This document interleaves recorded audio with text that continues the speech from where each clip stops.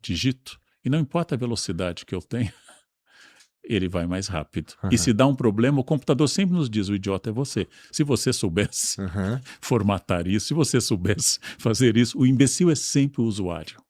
Sempre o usuário. Então nós criamos uma dimensão não humana da tecnologia. Essa dimensão não humana deixa as pessoas muito estressadas. Todos nós, e olha que eu fui alfabetizado da maneira antiga, temos dificuldade hoje de ler um texto do Zap, porque você deduz na velocidade do Zap. Tá. Então a pessoa me Verdade. diz, acabei de receber um convite para uma peça de teatro, a pessoa me disse que será em tal lugar, tal teatro às 20 horas. E eu respondo a ela, e que horas? Uhum. Então eu, que sou um bom leitor, eu leio tão rápido que eu passo por cima. Isso está coletivo. Por isso que o foco hoje é a grande revolução. É verdade. Se eu tivesse que dizer o que alguém pode fazer para se distinguir, para ficar muito acima da média, para crescer, é educar o foco. Por isso que eu estou relendo obras grandes. Você está sobre reler obras, sobre reler coisas, ou ler coisas de uma forma geral. Eu estava refletindo esses dias aqui sobre isso mesmo, sobre a velocidade que a gente está acostumado já a operar, né? E como isso atrapalha alguns hábitos que são como ler, né? Uhum.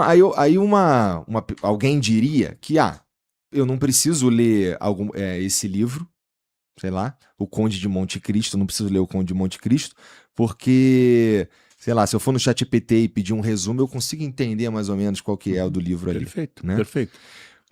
Eu fiquei pensando, professor, que não é a mesma coisa que eu descrever para uma pessoa que nunca viu azul o que é o azul, ler esse texto, um resumo do que é o Conde de Monte Cristo.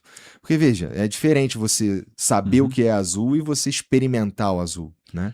Conde de Monte Cristo é uma obra extraordinária e a grande questão da obra é que você pegar um jovem trabalhador e idealista que é enganado por seus amigos, é condenado a uma prisão terrível, o Castelo de If, e lá nessa prisão ele vai amargar uma experiência de dor e de traição, vai se aproximar de um abade que lhe dá as instruções em línguas, em tudo, e vai abrir caminho para chegar ao tesouro e para formular sua vingança em Paris agora como Conde de Monte Cristo.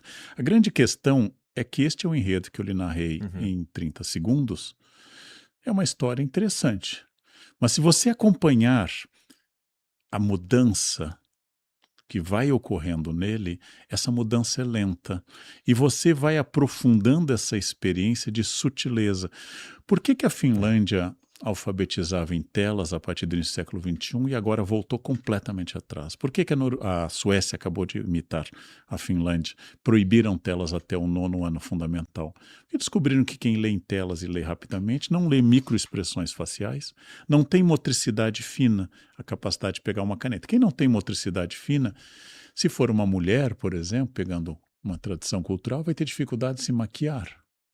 Porque a maquiagem é profundamente motricidade fina. Se for alguém trocando a fralda de um bebê, vai ter dificuldade, porque há detalhes em limpar dobrinhas para impedir a assadura. É verdade. Que eu preciso de motricidade fina. E na comunicação intra-humana. Então, a grande questão é que estes textos grandes ou densos, pode ser um texto menor, pegar um texto de 42, O Estrangeiro, do Camus, um texto pequeno, super pequeno, um conto grande como O Alienista, do Machado de Assis.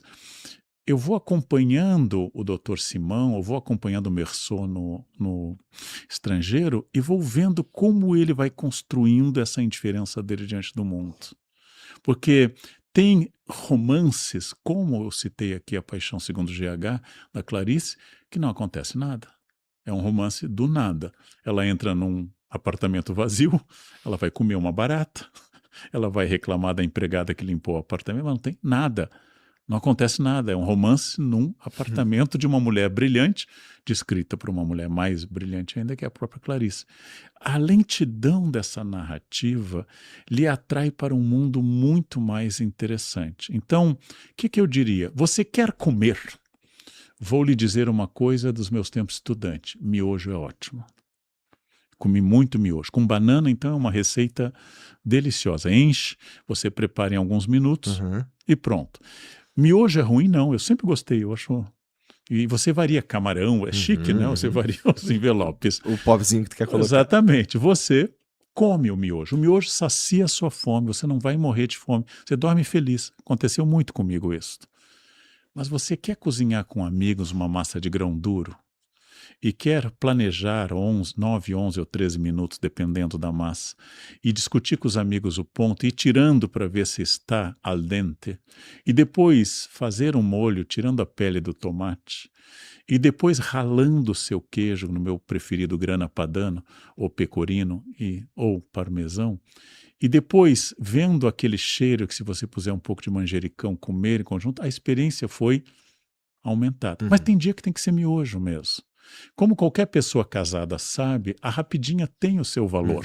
Entre o deitar e o acordar, diz Shakespeare numa das suas peças, quando ele ironiza que o bastardo é fruto da paixão, mas o filho legítimo é um momento entre o deitar e o acordar.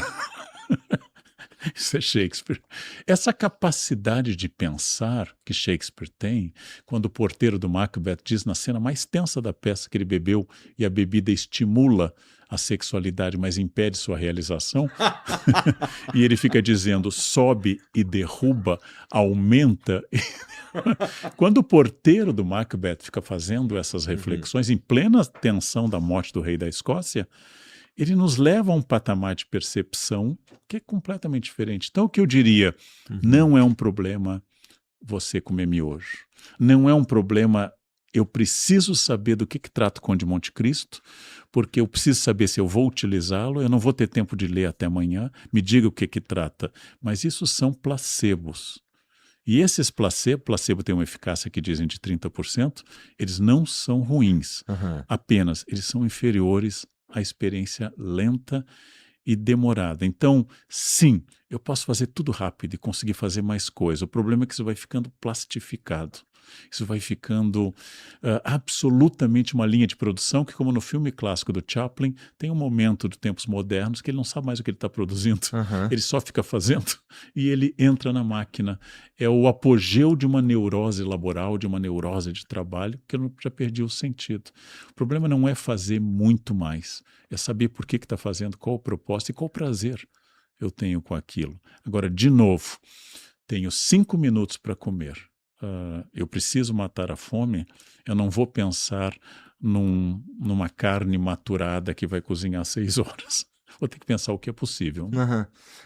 Nesse sentido, a inteligência artificial, ela inclusive tem para mim, se mostrado uma ferramenta muito útil mesmo, assim, dá para fazer, ajuda num monte de coisa, inclusive. Mas...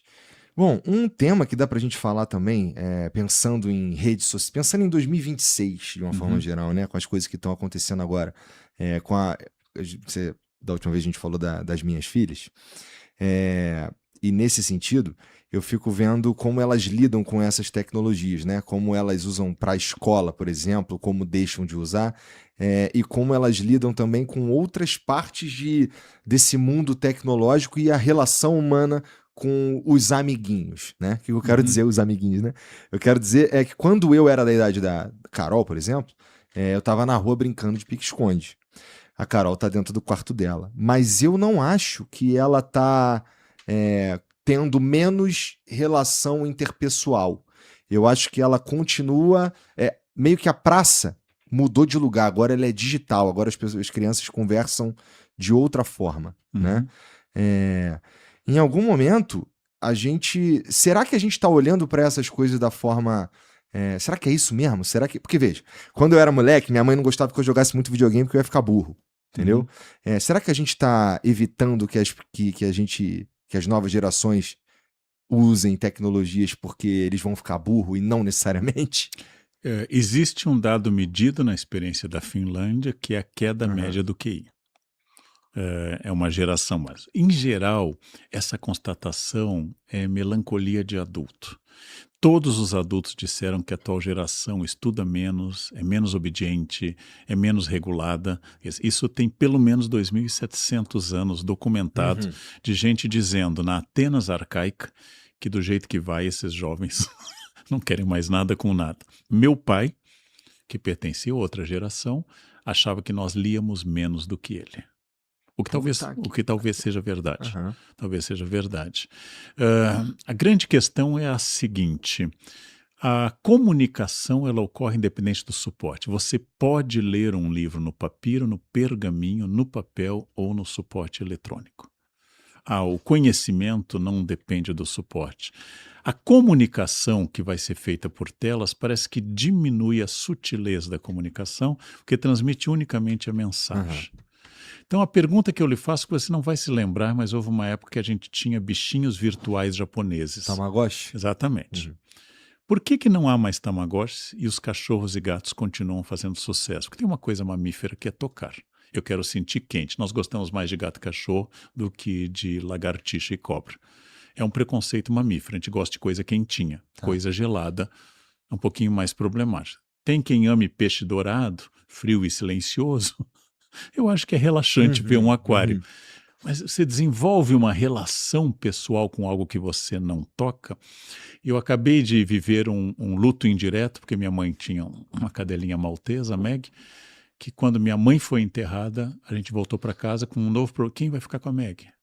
A Meg tinha uma característica, ela comia os remédios da minha mãe, porque minha mãe abriu o remédio de lúpus e às vezes caía, e a Meg comia. Acho que ela durou tanto por causa disso. Ela comeu muito remédio cardíaco para hipertensão também e para lúpus.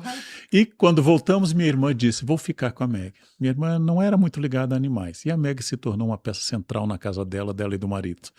A morte da Meg, que foi há pouco tempo, foi um luto para a família, porque era um elo com a minha mãe. E tocar na Meg, no mesmo jeito que minha mãe a colocava no colo, era uma ligação que é superior à foto. Então isso é um luto. E este luto nasce de um afeto que envolve o toque, envolve a negociação. Eu não acho que seja errado sua filha ter relações no quarto. E os jovens da atual geração, do século XXI em diante, eles estão saindo muito menos. Os bares estão reclamando, eles estão bebendo menos, isso é bom. Eles estão dirigindo menos, 18 anos não é mais a idade de tirar carteira, que era um rito de passagem da minha geração, e eles estão saindo menos, porque o quarto lhes dá tudo isso. Mas levado ao extremo, é uma doença depressiva no Japão, de jovens que não conseguem mais sair do quarto. Porque lá eles têm tudo, e o mundo de lá ele é menos negociável, né? Então, o que eu diria? Somos gregários, somos animais políticos, diz Aristóteles, somos de bando, somos gregários, gostamos do toque, nós duramos mais, isso relaxa mais se dormimos juntos, as pessoas, isso é próprio de mamíferos. Temos problemas com as pessoas, mas sentimos falta das pessoas, é o dilema do porco-espinho do Schopenhauer, né? Me aproximo e me espeta, me afasta, eu tenho frio, então eu nunca sei se eu tenho que me aproximar ou me afastar. Fiz um livro sobre isso. É uma ideia muito desafiadora.